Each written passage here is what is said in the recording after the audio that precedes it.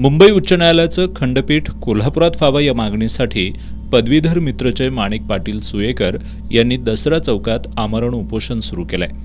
या उपोषणाच्या ठिकाणी भेट देऊन ज्येष्ठ विचारवंत आणि उच्च न्यायालयाचे निवृत्त न्यायमूर्ती बी.जी. कोळसे पाटील यांनी खंडपीठाच्या मागणीला पाठिंबा दिला। कमी खर्चात न्याय या संविधान संमत संकल्पनेनुसार कोल्हापुरात खंडपीठ झालंच पाहिजे असं सांगत त्यांनी कोल्हापूरसह 6 जिल्ह्यांमधील लोकप्रतिनिधींनी सरकारवर दबाव टाकला पाहिजे असं नमूद केलं। संविधानाला घरोघर न्याय अभिप्रेत आहे, त्यामुळं जिथे जिथे खंडपीठ होईल त्या भागातल्या लोकांची सोय होते।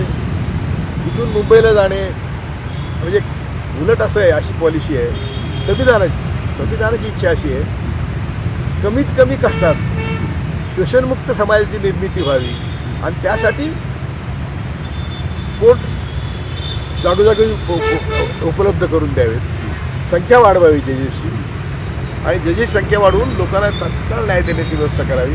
त्यासाठी ही खंडपीठाची मागणी योग्य आहे आणि या मागणीला कुठल्याही पक्षाचा विरोध नाही। सगळ्या नेत्यांनी एकत्र येऊन मुख्यमंत्र्याकडे दबाव आणला तर हे काम ताबडतोब होण्यासारखं आहे।